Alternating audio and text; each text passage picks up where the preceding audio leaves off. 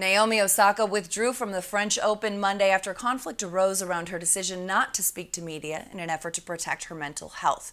After skipping a news conference following her first-round win on Sunday, Osaka was fined $15,000 with threats of further discipline.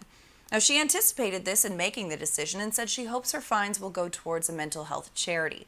But Monday, she announced she was withdrawing from the tournament, saying she wanted the focus to return to tennis and no longer wanted to be a distraction. I admire Naomi's efforts to bring attention to the matter. At times, we see members of the media or fans speaking to or about professional athletes in an unacceptable way. And remembering the way Osaka was treated after her 2018 U.S. Open win over Serena Williams, I can see why this is a point of emphasis, and that environment needs to be addressed. However, I do disagree with her approach.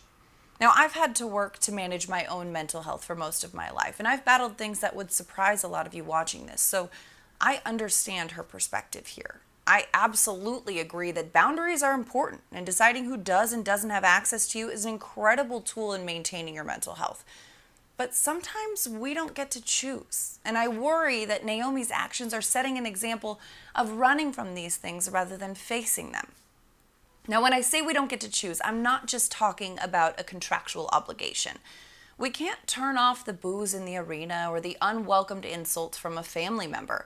We can't unhear a question that makes us reevaluate ourselves in a way we're not quite ready for. We can't Control-Alt-Delete a rude encounter with a stranger, and we can't hide from the global events that shake our sense of security. We can't avoid every negative encounter in this life, but we can nurture our own energy through it. As my dad always says to me, it's like a piece of mail sent to the wrong address. Return to sender. Now, I can't control the moments in which someone is putting their doubt or negativity on me, but I can choose not to accept it, not to carry it, not to let it weigh on me and affect my own sense of self. And it sounds a lot easier than it is to actually do, but that is where the work is. Athletes spend countless hours training to be physically strong, physically prepared, but here's an example, an opportunity to flex that mental strength and that mental preparedness, which is just as important, if not more so. Why? Well, whether you're a professional athlete or not, we all face moments in which we're embarrassed, we fall short, we don't reach our own expectations. We also experience moments of success and accomplishment. These highs and these lows are a part of sport, a part of life, and how we navigate them is as well. We can't hide from the highs or the lows, we must face them.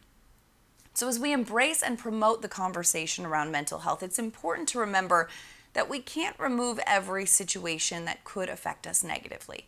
For Naomi Osaka, she couldn't remove the element of media, so she removed herself from the situation, and that's a healthy approach.